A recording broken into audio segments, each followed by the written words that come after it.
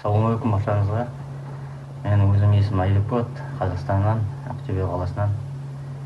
Осында мойщик болып істеймін. Черкизовода, Старый Оскол дейтін, Белгородская областы. Декабрьден бастап істеп жатырмын. Мынау уже 4-ші вахта. Бірінші вахта мен 60-қа келдім де 75-ке создым.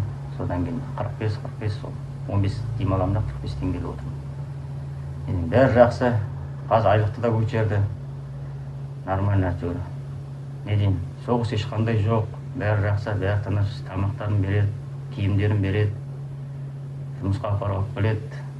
Ешқандай несі жоқ. Ештеңеден қорықпаңыз. Жұмыс жақсы әйтеуір.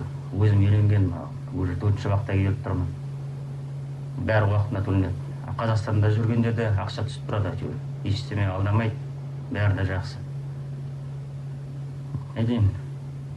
Еріңіз, көріңіз. Жақсы әйтеуір бәрі. Ештеңе уайымдамай қойыңдар. Жұмысы өте жақсы. Айлық көтерді қазір. Okay, let's go.